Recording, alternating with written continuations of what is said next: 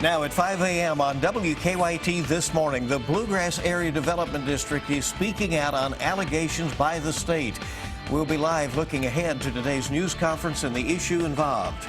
Also in Eastern Kentucky, an ambulance driver is suing a deputy for pulling over the ambulance with a patient inside. We're live with details ahead. Plus, a music video producer and director still in critical condition after Lexington police say he was shot during a robbery. That story on WKYT this morning.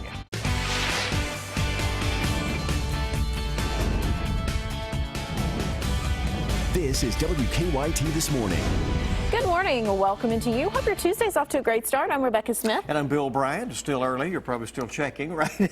But here we are on Tuesday, June 28th. It's going to be a nice day weather-wise, and tomorrow even better. That is good news, Jim. We need a little bit of relief in the weather. Yeah, because we've had high levels of humidity, a lot of heat here lately, so we need a little break, and we're going to get one. And it's not here yet, but we're going to get one later. It's running in the upper 60s for many folks, mid 60s for a few, and also the low 70s out there. You still see a little bit of shower activity across eastern Kentucky. That's those lingering showers we were expecting. We look through the rest of the day here. I think we end up topping out somewhere in the mid 80s, just depending on your location. We're looking at some very, very comfortable stuff around here. And there might even be a stray shower again in eastern portions of Kentucky, but most of us stay dry through the day. And we get into tomorrow, and we're in the upper 70s, lower humidity. The nice stuff isn't even here yet, but I'm tracking it, and I'll break it down coming up in just a few minutes. Okay, we'll see you then. Thank you, Jim. Well, today the Bluegrass Area Development District plans to address allegations made by the state. And those allegations include mismanagement of millions of state and federal dollars. WKYT's Mark Barber is live to break down what we can expect to hear today. Good morning, Mark. Good morning, Bill. And we have already heard those allegations of financial mismanagement. But today, for the first time, we will hear the executive director of the Bluegrass Area Development District respond to those allegations in a press conference here later this morning. Now, this agency receives more than $6 million from both state and federal government to fund services for seniors in the area, like home-delivered meals and in-home care. According to our partners at the Herald Leader, the state will now start overseeing how that money is spent. State officials are seizing control of the agency's finances because employees allegedly refused to give the state access to its computers. 2 years ago, the state auditor found financial mismanagement and questionable spending within the agency. So what do officials with the Area Development District have to say today? Well, we'll find out when their press conference starts at 10 this morning. And we are already starting to pick up on what might come out of that press conference from a statement posted recently on their website. In that statement, they use keywords like politics and rumors. We'll have much more on that side of the story coming up for you on WKYT News at 5:30. Live in Lexington, Mark Barber, WKYT. Mark, thank you very much. An eastern Kentucky ambulance driver is suing an officer after the ambulance was pulled over with a patient inside. Well, the EMT says a Breathitt County special deputy pulled over the ambulance for what he says was no good reason. WKYT's Mike Byer is live with details. Good morning, Mike. Good morning, Rebecca. A law enforcement officer is being sued by an eastern Kentucky ambulance driver after the ambulance was pulled over with a patient inside. Jason Krieger is an EMT with AeroMed Ambulance. He claims Breathitt County Special Deputy Steve McIntosh pulled over the ambulance for no good reason last week. Krieger also claims McIntosh harassed the crew. Now, McIntosh owns a competing ambulance service in the county. However, he claims pulling the competition's ambulance over had nothing to do with being competitors. Instead, he claims the lawsuit is nothing more than retaliation for a separate suit he filed against AeroMed last year. As for Krieger, he claims he was transporting a dialysis patient home from treatment when McIntosh pulled him over on Kentucky 115 near the Walmart in Jackson. He says there's something fishy about this. Never gave me a reason that he pulled me over, never accused me of any traffic violations or anything of the sort. It appeared to me he just pulled me over to try to threaten and intimidate us. In response, Krieger has filed a lawsuit against McIntosh, who is also a Jackson City councilman. Our sister station, YMT, talked with McIntosh yesterday, but he didn't want to go on camera. He told them he pulled the ambulance over for good reasons, though he would not say what those reasons are. Live in Lexington, Mike Byer, WKYT. Mike, thank you very much. A music video producer and director is still in critical condition after Lexington police say he was shot during a robbery. Police say Coleman Saunders had just gotten out of a taxi early Sunday morning near the intersection of North Limestone and East 7th Street when 3 men robbed him and then shot him. So far, police have not made any arrests in the case. Saunders has worked with many artists, including Kyle Douglas, Sunday Best, and J.D. Shelburne. Coleman's helped my career. I mean, he's pushed my career to a whole new level. If it wasn't for Coleman, I'd still be where I was at last year. The work of his music video really took me to a whole new career level. We kind of hit it off like we've been friends forever. He was such a nice, polite guy. His work is extraordinary. A fundraising website has been set up to help with Saunders' medical expenses. We have a link to that at WKYT.com. We have learned some more about a crash in Wayne County that killed a person and badly injured another. Investigators say a log truck and a car hit head-on along Highway 92 east of Monticello. The driver of the car died. The coroner identified him as Timothy Gregory of Monticello. Police say his passenger, Heidi Kennedy of Science Hill, was airlifted to UK Hospital. At last check, she was in critical condition. They say neither person was wearing a seatbelt. Police still trying to figure out exactly what led to the crash. Well, the chief of an Eastern Kentucky police department faces charges this morning. Police say she was driving while under the influence. State police arrested Elkhorn City Police Chief Crystal Davis after a crash in Pike County. They say Davis was not on duty at the time. They say they noticed a strong alcohol smell on her. She admitted to having 4 or 5 drinks, but refused to take a blood alcohol level test. The Elkhorn City mayor says Davis has been suspended without pay while the investigation continues. Well, today, Williamsburg will hold a special election to consider expanded alcohol sales. In 2012, the city voted to allow alcohol sales in restaurants. That measure passed by just 14 votes. Today, voters will decide whether or not to allow alcohol sales in other stores. The polls will be open at 6 o'clock this morning. We're following some new information out west this morning where crews are still battling wildfires in California. Days of extreme heat and high winds have fueled the most destructive fire that Southern California has ever seen. Most residents living in the hardest hit areas are still being kept away for their own safety. One man's home was spared, but he is watching out for his neighbors now, patrolling at night to try to keep looters away. They're people. They're humans. And I love people, and I believe that's why all these houses and stuff up here have to be taken care of. Officials are working around the clock to secure some of those neighborhoods. There are more than 2,000 people still fighting the fire. So far, the damage is estimated at more than $7.5 million. Well, overseas, the Scottish National Party's leader in the British Parliament says that Scotland has no intention of being taken out of the European Union. Some 62% of Scots voted to remain in the EU. A member of Parliament said the country would consider a referendum on Scottish independence if necessary to remain a part of the Union.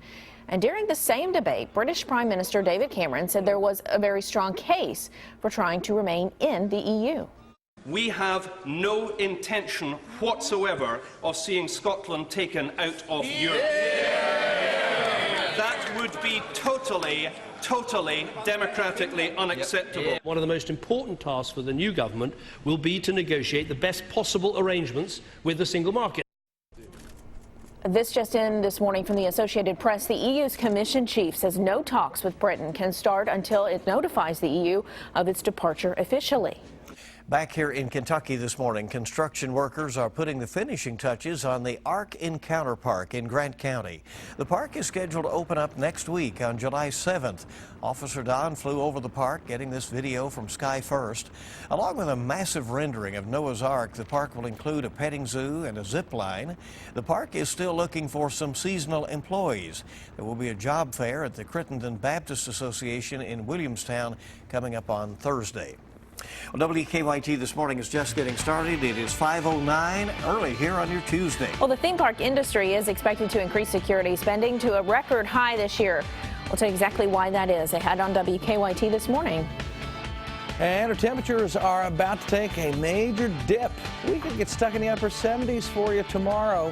A nice little run as we're heading into July. I'll break it down coming up. Now, your hour-by-hour forecast with meteorologist Jim Caldwell.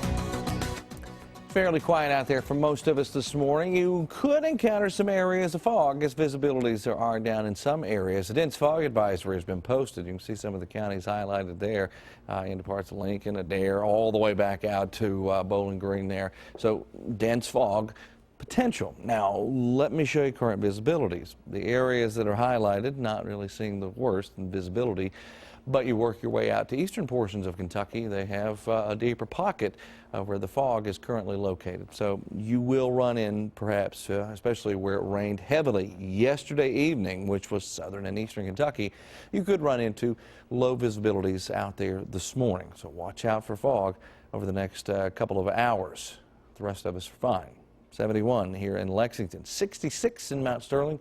You work your way down to Somerset at 63 degrees. So you're going to find pockets of cooler air this morning, as you often do this time of year. You can go through several different temperature zones.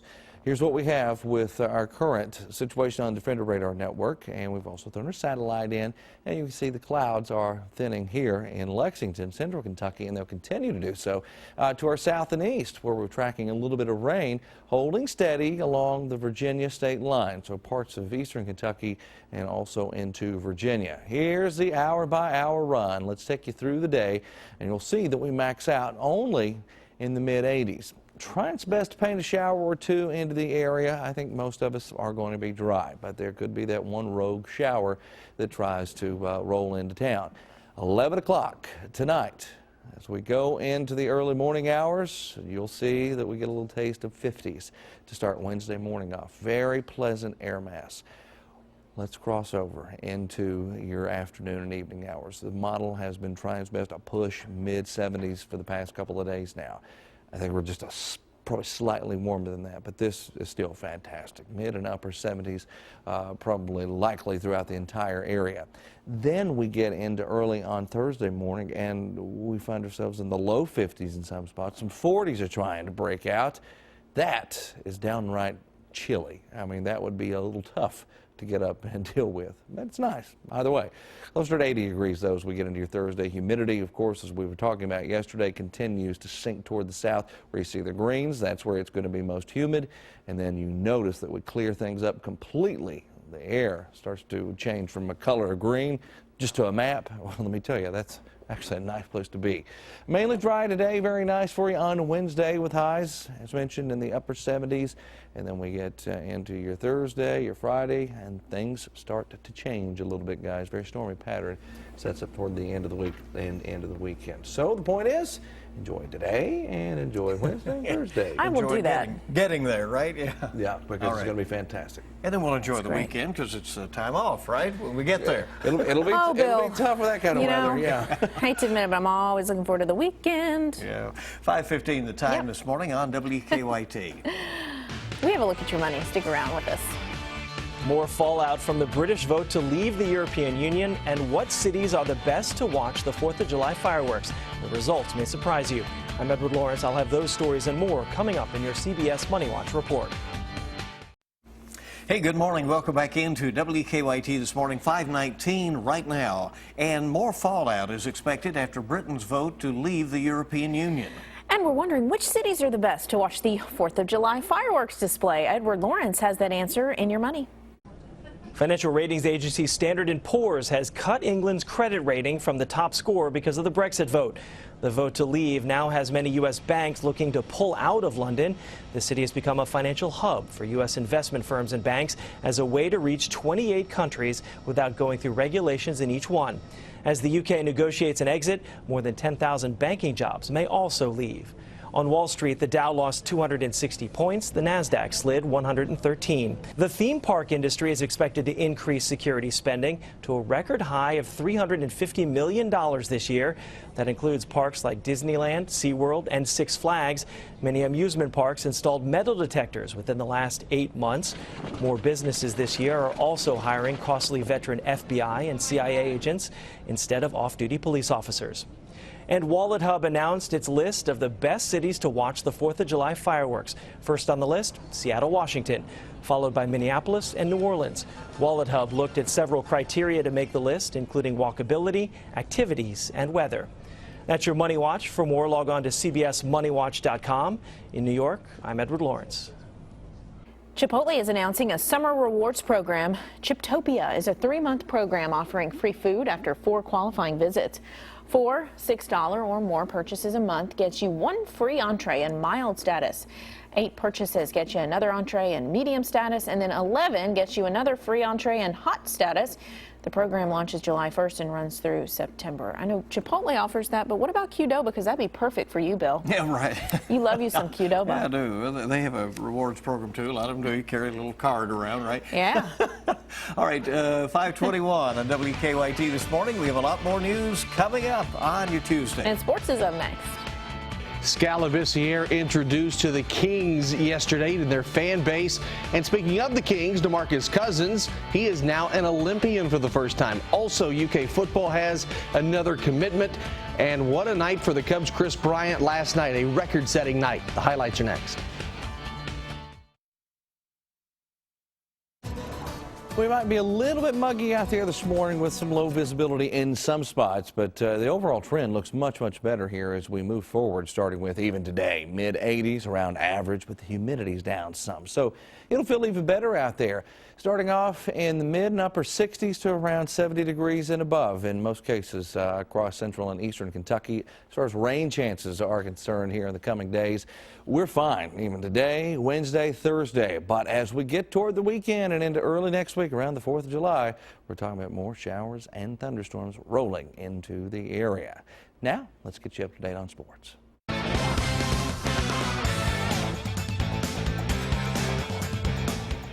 Scalabissiere taking his game to Sacramento. He was introduced yesterday by the Kings. Scal fell in the draft, as you know, to number 28.